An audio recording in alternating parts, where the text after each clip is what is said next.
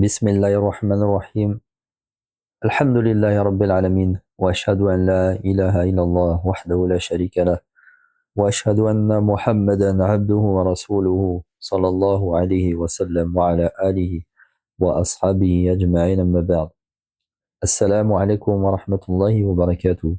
Mes bien chers frères et sœurs en islam, honorable assemblée, auditeurs et auditrices, nous voilà réunis pour la continuité de la lecture de notre livre intitulé Comment accueillir le mois de Ramadan. Et nous arrivons bientôt à sa fin. Et comme est triste la simple pensée de se dire que nous allons quitter ce mois béni, plein de bénédictions, rempli de bienfaits, rempli de pardon, et que nous allons quitter cette lecture que nous avions entamée depuis le début du mois de Ramadan. Le mois de Ramadan, mois durant lequel Allah subhanahu wa ta'ala a révélé sa parole, le Coran. Mois durant lequel Allah subhanahu wa ta'ala nous a rendu obligatoire le jeûne du mois de Ramadan afin que nous atteignions la piété. Parmi les objectifs, il est bon de rappeler que c'est d'atteindre la piété. Et cette piété, nous avions dit, c'était le fait d'accomplir les obligations qu'Allah subhanahu wa ta'ala nous a ordonnées et tout ce qu'il nous a demandé de faire par rapport à ce qu'il aime et ce qu'il agrée, et le fait de délaisser et de s'abstenir et de s'écarter de tout ce qu'il déteste et de tous ses interdits. Nous avions aussi parlé de l'invocation. L'invocation qui fait partie de l'âme du mois de Ramadan. L'invocation. Et dans ces invocations, il y a bien évidemment la demande de pardon. Car le mois de Ramadan, c'est le mois de la demande de pardon. Et il est bon de rappeler que chaque nuit, Allah subhanahu wa ta'ala, il affranchit des musulmans, des musulmanes, des croyants et des croyantes du châtiment de l'enfer. Qu'Allah nous compte parmi eux. Amin. Et Allah subhanahu wa ta'ala nous dit dans la sourate Az-Zumar, sourate 39, au verset 53, قُلْ يَا عِبَادِي الَّذِينَ أَسْرَفُوا عَلَى أَنفُسِهِمْ لا تقنطوا من رحمة الله لا تقنطوا من رحمة الله إن الله يغفر الذنوب جميعا إنه هو الغفور الرحيم. Dans son sens en français, Allah Ta'ala nous dit, vous mes serviteurs qui avez péché contre vous-mêmes, ne désespérez pas de la miséricorde d'Allah qui en vérité pardonne tous les péchés. C'est lui en effet le très clément, le très miséricordieux. Vous mes serviteurs qui avez péché contre vous-mêmes, ne désespérez pas de la miséricorde d'Allah qui en vérité pardonne tous les péchés. C'est lui en effet le très clément, le très miséricordieux. Ce noble verset montre l'immensité de la miséricorde d'Allah et sa bienveillance envers ses serviteurs. C'est un appel du tout miséricordieux et très miséricordieux, Ar-Rahman, Ar-Rahim. C'est un appel à ceux qui ont outrepassé les limites et ont commis les pires péchés, qu'il s'agisse du shirk, le polythéisme, qui est le plus vil et le plus mauvais des péchés que l'être humain puisse accomplir. Donc il s'agisse du shirk, le polythéisme, donc c'est-à-dire la mécréance, des péchés capitaux, des grands péchés, le fait de tuer, le fait de commettre et d'accomplir la sorcellerie, le fait de voler et autres, de délaisser la désobéissance et d'implorer le pardon du grand pardonneur et du miséricordieux. Car Allah Ta'ala pardonne tous les péchés. Et oui, Allah subhanahu wa ta'ala pardonne tous les péchés. Et aucun péché n'est trop grand pour lui, tant que son auteur implore son pardon et revient repentant. Mes chers frères et sœurs en islam, il faut bien avoir ça en tête et se le rentrer dans le cœur. Allah subhanahu wa ta'ala, il pardonne tous les péchés. Il n'y a rien qu'il ne pardonne pas, rien du tout. Tous les péchés sont pardonnables auprès d'Allah subhanahu wa ta'ala, même les pires, même les péchés que vous pouvez même pas imaginer, ou ceux que vous imaginez, mais juste en y pensant, ils vous donnent envie de vomir. Eh ben, ces péchés-là, Allah, il les pardonne. D'accord? Par contre, il faut souligner quelque chose. Il va pardonner tous les péchés. D'accord? Si on se repent sincèrement à lui. Mais il y a un péché qu'il ne pardonnera pas, c'est le fait de lui associer qui que ce soit ou quoi que ce soit dans son adoration et dans ses droits, dans ce qu'il mérite. Ce qu'on appelle le polythéisme, le shirk. Allah, par contre, il ne pardonne pas ce péché. Quand on dit ne pardonne pas ce péché, c'est-à-dire celui qui meurt dans cet état, et qu'il ne s'est pas repenti, sa destination, c'est l'enfer. Wal'iyadu billah. Allah nous en préserve. Amin. Mais par contre, tous les autres péchés, même si la personne ne s'est pas repentie, eh ben, Allah subhanahu wa ta'ala la purifiera en enfer, mais à la fin, elle sera sortie de cet enfer pour être introduite au paradis si elle n'a rien associé à Allah subhanahu wa ta'ala. Et il se peut aussi qu'Allah ta'ala ne la fasse pas rentrer en enfer, elle la fasse rentrer directement au paradis, mais c'est lui qui décide et il châtie qui il veut et il pardonne à qui il veut. Anas ibn Malik radiyallahu anhu apporte que le messager d'Allah sallallahu alayhi wa sallam a dit, Allah subhanahu wa ta'ala a dit, fils d'Adam, tant que tu m'imploreras en espérant mon pardon, je te pardonnerai. Peu m'importe tes péchés. Fils d'Adam, peu m'importe si tes péchés atteignent le ciel, je te pardonnerai. Pour peu que tu implores mon pardon. Fils d'Adam, si tu me rencontrais avec le contenu de la terre entière comme péché, mais que tu ne m'aies rien associé, je t'accorderai autant de pardon. Donc vous voyez mes chers frères et sœurs en islam, Allah subhanahu wa ta'ala pardonne tous les péchés. Même si vous aurez payé, même si on aurait commis tous les péchés de la terre, et qu'on aurait rempli le ciel et la terre de péchés, et si on demande sincèrement pardon à Allah, Allah il va nous pardonner. Hormis quoi? Comme on a dit, l'association. Car Allah ta'ala, il finit le hadith en disant, si tu me rencontrais avec le contenu de la terre comme péché, mais sans rien m'associer, je t'accorderai autant de pardon. Et dans le Coran, Allah Ta'ala a ordonné à ses serviteurs d'implorer son pardon. Il nous a ordonné d'implorer son pardon dans la sourate 73 au verset 20, dans son sens en français, implorez le pardon d'Allah, Allah est pardonneur et miséricordieux. Et dans la sourate 11 au verset 3, et implorez le pardon de votre Seigneur et repentez-vous à lui. Allah a informé qu'il accorderait son pardon à celui qui le lui demanderait. Dans la sourate 4, verset 110, dans son sens en français, quiconque, après avoir lésé autrui ou s'être fait injustice de lui-même, implore le pardon d'Allah, trouvera Allah très clément et très miséricordieux. Et Allah subhanahu wa ta'ala a fait les éloges de ceux qui lui demandent pardon. Dans la sourate 3, verset 17, dans son sens en français, et ceux qui implorent son pardon dans les dernières heures de la nuit.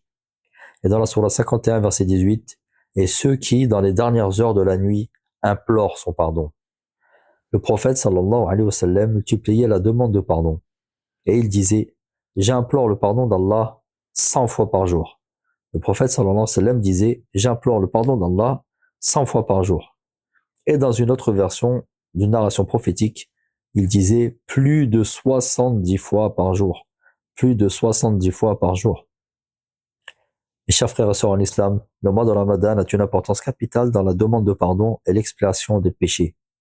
Le bienheureux est celui qui a atteint le mois de Ramadan et qui a passé ses nuits et ses jours dans l'adoration d'Allah, méritant ainsi le pardon et l'agrément du souverain et juge. Le malheureux, quant à lui, c'est celui qui n'a accompli aucune bonne action susceptible de l'élever et ne s'est pas repenti des péchés qui vont causer sa perte et son rabaissement, qui a passé ses jours et ses nuits dans ce qui provoque la colère d'Allah et ce qui va le plonger en enfer. Il ne se tourne pas vers son Seigneur pour implorer le pardon pour ses péchés et ses erreurs. Et voilà que le mois du pardon, le mois de Ramadan s'en va, alors que lui ne cesse de se détourner et de désobéir. Abu Huraira radiyallahu anhu rapporte que le messager d'Allah sallallahu alayhi wa sallam a dit, Jibril, donc l'ange Jibril, est venu me voir et m'a dit, ô Mohammed, celui dont les deux parents, ou l'un d'entre eux sont en vie, puis ensuite il meurt et il va en enfer, qu'Allah l'éloigne. Dis Amin. J'ai dit Amin. Il a continué, celui qui a atteint un Ramadan sans voir ses péchés pardonnés, puis à cause de cela va en enfer, qu'Allah l'éloigne. Dis Amin. J'ai dit Amin. Et enfin, et celui auprès duquel tu es évoqué sans qu'il ne prie sur toi, puis meurt et va en enfer, qu'Allah l'éloigne. Dis Amin. J'ai dit Amin. Mes chers frères et sœurs en islam, j'attire votre attention sur la fin lorsque l'on dit celui auprès duquel tu es évoqué sans qu'il ne prie sur toi. C'est-à-dire qu'à chaque fois qu'on parle du prophète, on doit dire sallallahu alayhi wa sallam ou alors alayhi salatu wa salam, par exemple. Mais on doit toujours demander donc sallallahu alayhi wa sallam qu'Allah prie sur lui et lui accorde la paix.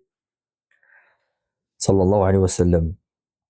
Selon Abu Huraira, le prophète sallallahu alayhi wa sallam a dit que soit humilié celui auprès duquel je suis mentionné et qui ne prie pas sur moi. Que soit humilié celui qui sort du mois de Ramadan comme il y est entré sans voir ses péchés pardonnés. Et que soit humilié celui qui voit ses parents ou l'un d'eux vieillir et qui malgré cela n'entre pas au paradis.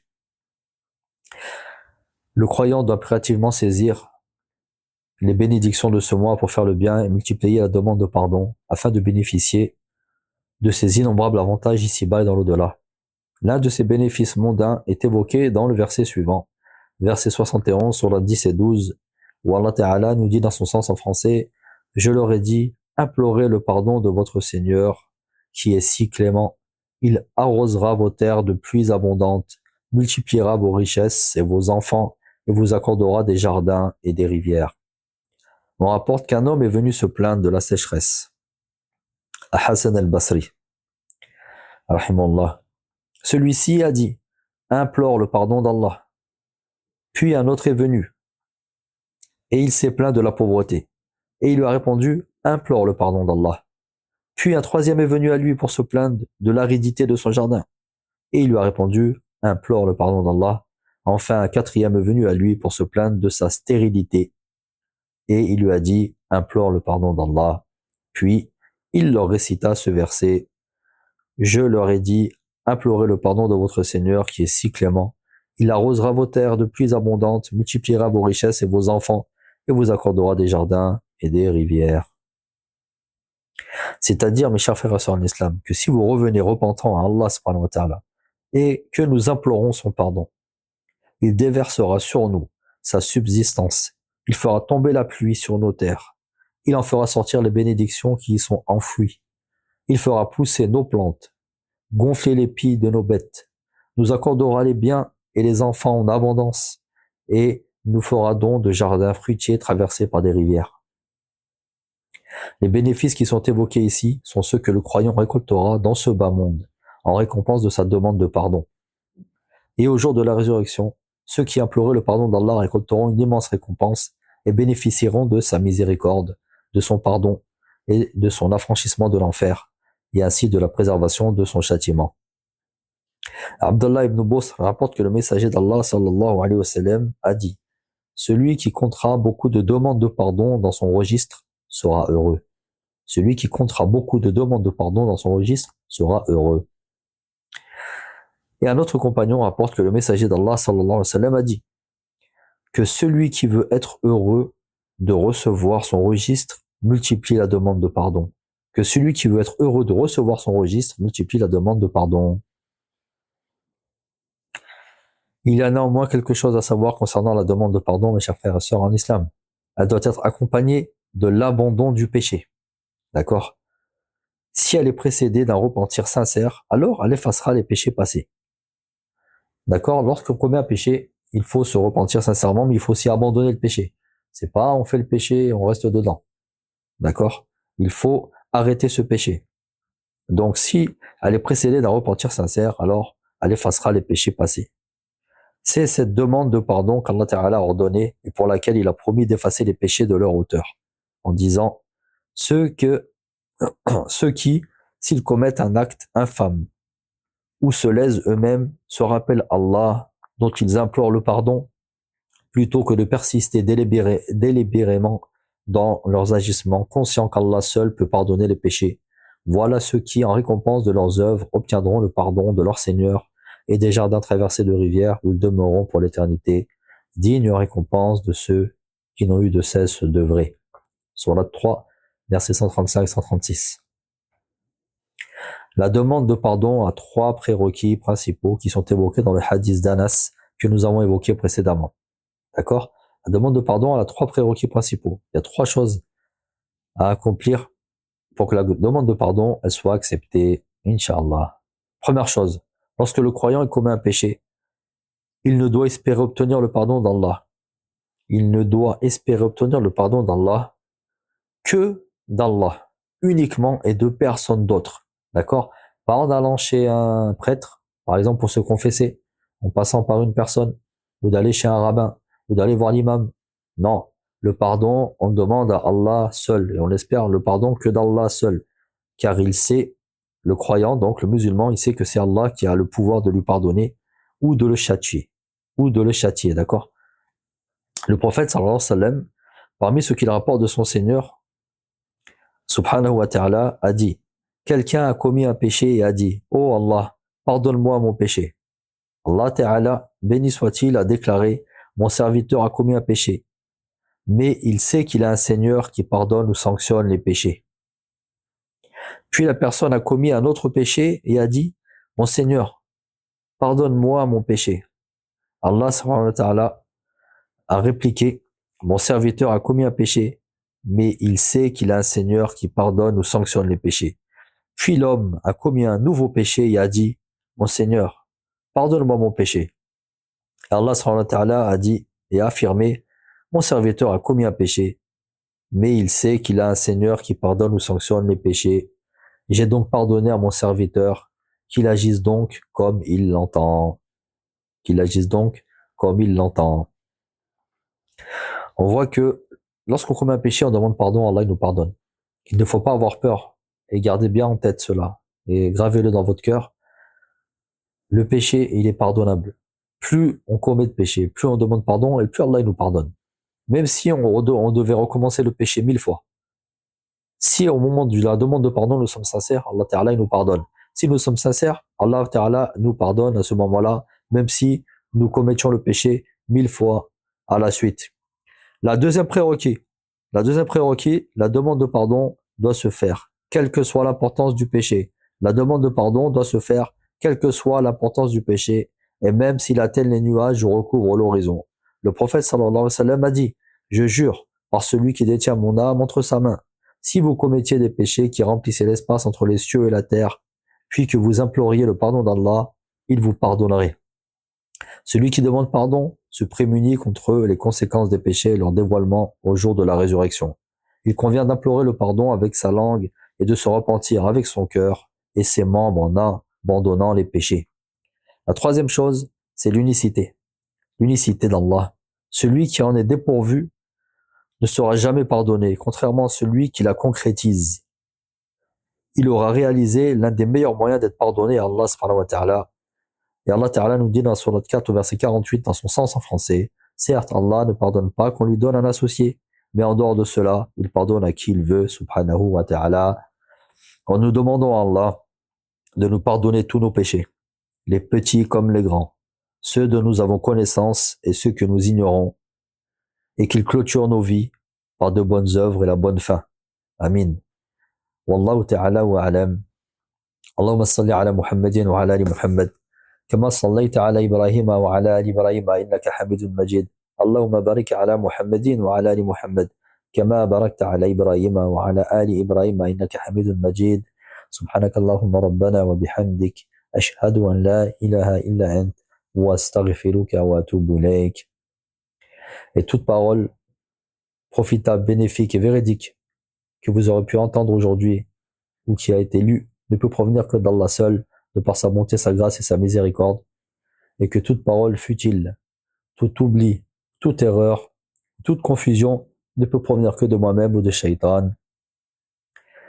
Je vous donne rendez-vous pour la prochaine assise, si Allah le permet, et je vous dis à très bientôt. Assalamu alaikum wa rahmatullahi wa barakatuh, wa jazakumullahu khair.